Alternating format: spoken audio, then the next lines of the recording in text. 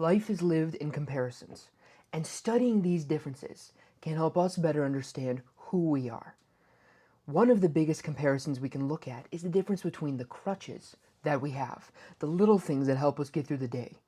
And those differences between our generation and others before us can help us see the differences between generations. So let's look into it.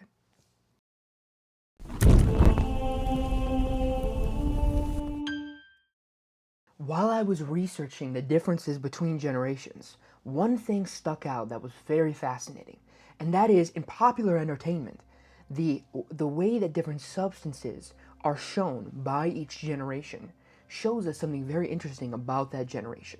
Now, part of this isn't exactly true. And what I mean by true is that it's not true for every single person.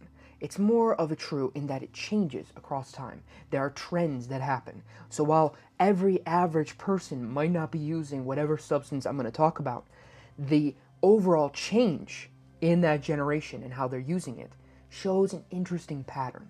And that pattern shows us a little bit of an insight into what makes that generation different from the one before and the one after. The generation I would start with would be the boomers. However, I think it's very interesting to consider that the generation before the boomers is not really associated with many substances at all. Maybe alcohol, maybe wine, because you can think about how a lot of stay-at-home moms were very frustrated, and so there's a little bit of a connotation of wine being something that was somewhat abused as a way to cope with depression or not feeling like you're very fulfilled. However, overall, one fascinating thing about the silent generation is that they're known to be traditionalists. They're known to be very straight-laced, by the book, exactly how they should be. And you can even see this in the data, that actually before the silents come onto the scene, a lot of the things you would consider to be something of the boomers or Gen X, the female liberation, getting more degrees, being more in the workforce, actually was more true of the generation before the silent generation than it was about silence themselves. In a lot of ways, they're a return to this sort of traditional ideal. And so before I launch into the differences of substance use between generations, etc., it's very fascinating to think about the idea that the silent generation is not really known for much because they're such traditionalists. So starting from that aspect, you can see already the comparison, the contrast between the boomers and between the silent generation, in that one is not really known for much, and the second one, I think, is really known for LSD, or these hallucinogenic substances that help to expand your consciousness, to help to see things new in different ways, to help construct a new idea of meaning and purpose, and to rebel against these rigid ideals. And it's so interesting to see that comparison from the traditional, not really known for much, going by the book, to this new and different one where you think of Woodstock, you think of the Beatles, for instance. All of this very much associated with this expansion of consciousness, with a bunch of groups coming together and changing the way that they see the world and wanting to see the world in a new way. In a lot of ways, there was a lust for the different and the Eastern. So you can see in the Beatles, for instance, that they had a lot of references to more Eastern cultures. And that is a good idea for seeing how the boomers wanted to construct a new idea of meaning, to make a world that was more individualistic for themselves, to find new meaning, to see the world in a different way from their parents, from the traditionalists, from these squares that they felt that they were stuck into. From a more cultural standpoint, from the outside looking in, and as I've studied this, it seems like there's a general two pitfalls of this substance and of the people who used it.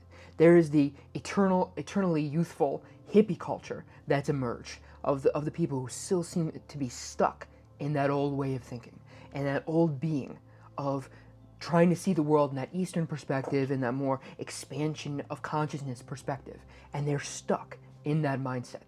And I feel like I've met a lot of people like that, and they can be delightful people, but there is a certain element of that they're disconnected with the rest of the world, that they're stuck in a past that they want to relive forever. However, there's also another aspect, that this stuff didn't really stick for very long.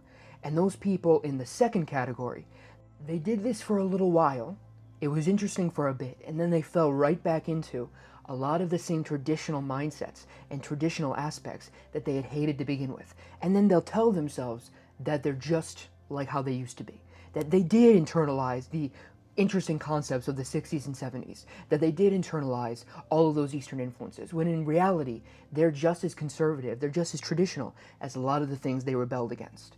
Those are two of the potential problems that I see with this. However, of course, there were some interesting aspects: expanding your consciousness, finding new meaning, and new relationships with people. So now let's move on to the next one. Now we come to Generation X, and I think the substance most associated with Generation X is cocaine. Now this one I think is a bit more obvious than others, because there was a huge surge in cocaine use during the 80s and 90s. Many people call this the coke epidemic. And the reason why that's the case, why I think this is associated with it, is for several reasons. Of course, in reality, this was what was being used. But there are a couple other reasons. Cocaine is often associated with people who are out partying, and one of the things that Jean Twenge talks about in her book when it comes to Generation X is that while their childhood was shorter, they were the latchkey generation after all, who were out and about while their parents were working. They were also the ones who had a much longer adolescence. They were the ones who were out partying more, doing more adventures, taking on more challenges. And with this comes a party drug like cocaine. Cocaine is also associated with more of the, while it's associated with people who are on the lower spectrum, it's also very much associated with people on the higher spectrum. You often think of Hollywood stars. You think of Wall Street tycoons, people like Gordon Gekko, for instance, people who are hustling and trying to be in that rich culture. And that's another interesting point when it comes to Generation X. And this is one other thing that Jean Twenge talks about in her book. She talks about how Generation X was much more concerned with external rewards, with external things, with trying to be rich, famous, and that very much is associated with cocaine because it's a speed medication, or it's a speed substance. It increases your energy, your alertness, your confidence, and makes you feel that you can take on the world. And that's a big aspect of Generation X, is that lust for adventure, that wanting to go out into the world, to challenge yourself, and to go to this party, and go to that. And that embodies a lot of the aspects of Generation X. However, it also embodies a lot of the downsides of Generation X too. Some of the downsides of cocaine use is, of course, addiction, but also it's an addiction to a certain lifestyle, to a certain idea of high status behavior, a certain concept of who you want to be, glamorized in the limelight, partying, going from place to place, adventure, challenge. It has this idea of being addicted to the hype, addicted to the energy.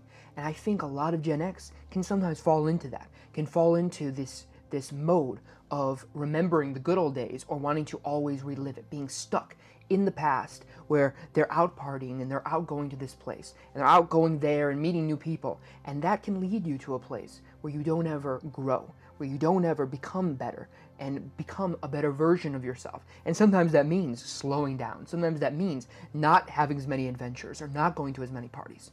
I think that's one downside. But it also shows a bit of the preoccupation with wealth, with high status that some of Gen X have, of this idea of the life that they want to live, that they want to be. And I think that can embody some of it, where you don't grow as a person. You're stuck in this adolescence, in this stage of reliving all of your fun times nonstop, because you're addicted not just to the medication or to the substance, but you're addicted instead to the lifestyle and to this concept of who you are, instead of growing beyond that and becoming a person that might seem slower, might seem less interesting, but also would be better overall and something you'd be more proud of. And I think that's some of the ups and downs of this association with cocaine and Gen X. But now let's move on to the next one.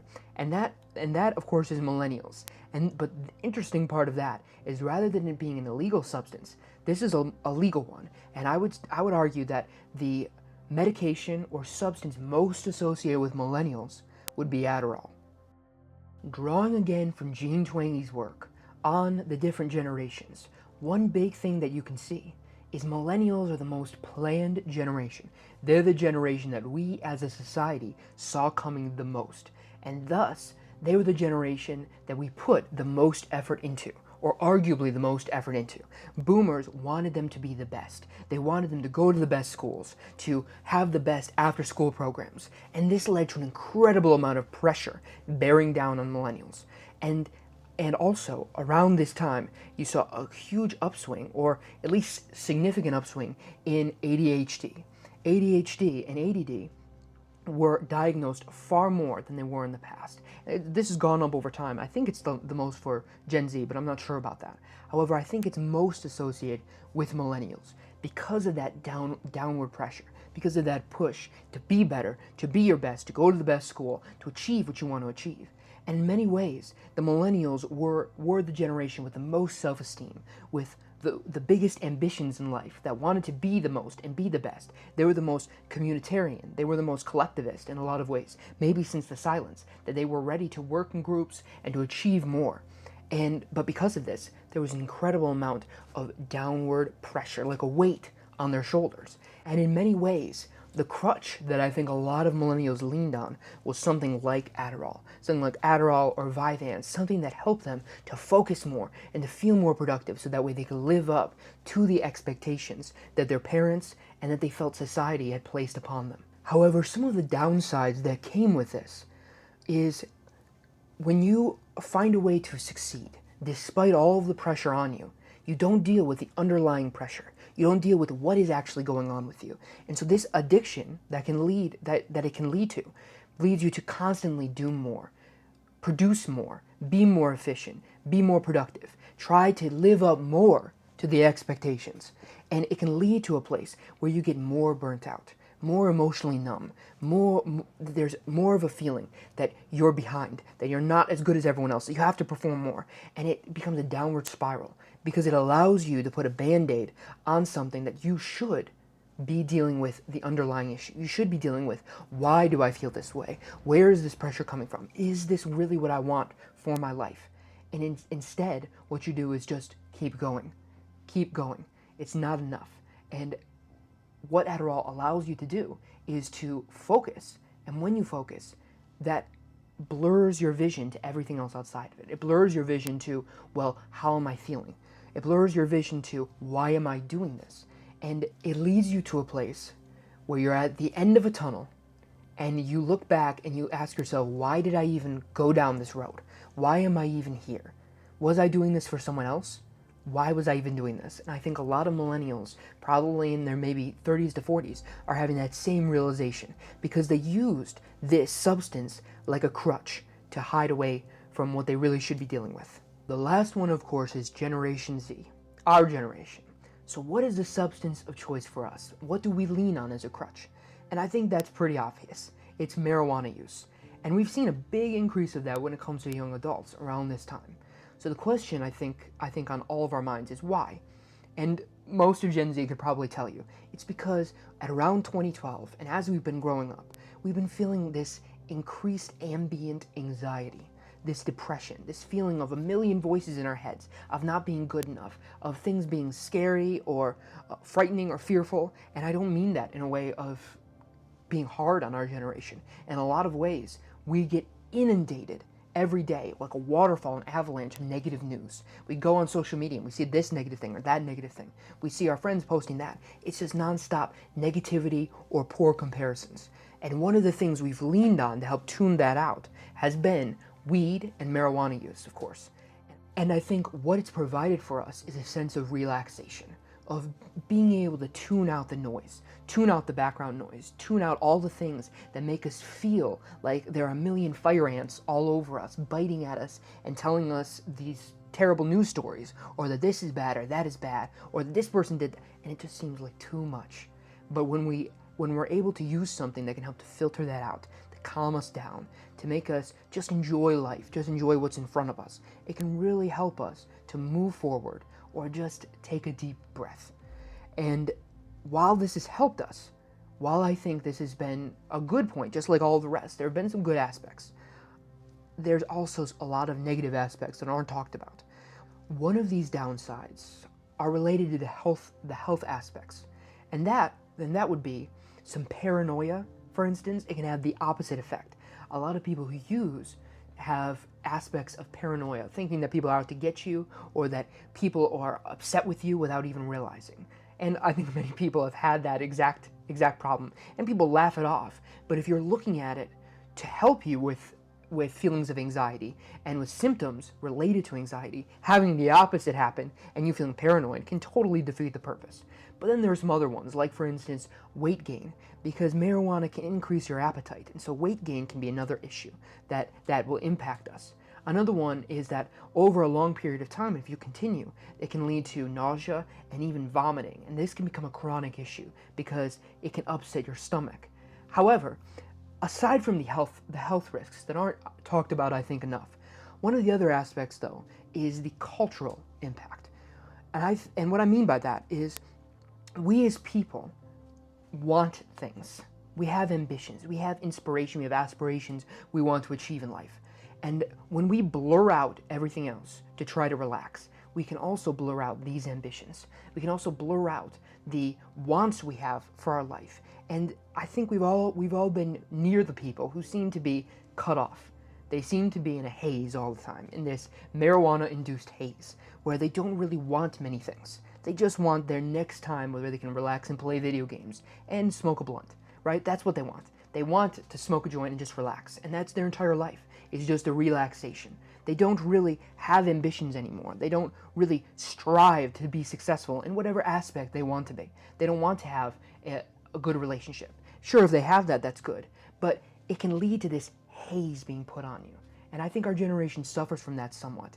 And one aspect is it's somewhat of a downside of depression as well. So this might just be a depression symptom as well. But I also think it has to do with marijuana, because when we use too much, we can be too gray. Instead of the world being bright and interesting, or sometimes dark and scary, we can eliminate those, and their goals become blunted along with their anxieties. And I think that's a big pitfall that a lot of us have, is that our goals often cause us anxiety. They cause us worry and concern. And when we're running away from our anxiety and trying to treat that and trying to help us feel better, we're also running away from our goals because we're not confronting it. It's a similar thing to what I talked about with the Millennials and Adderall, which is when you run away from, or when you try to put a Band-Aid on a problem and you run away from it, what happens is you don't deal with the underlying issue. And in our case, I think too often we have some of us who, while running away from our anxiety and using weed to run away, and in many ways understandably so, because we want some relaxation, we don't want all the voices in our heads, we don't want us to feel like there's a million things we have to do and we're constantly behind, but we're also at the same time not dealing with our goals, dealing with our aspirations and what we actually want to achieve. So I hope this look into all the different generations and the substances associated with them has helped to teach you something about yourself and also some of the other generations as well. Thanks for looking into it.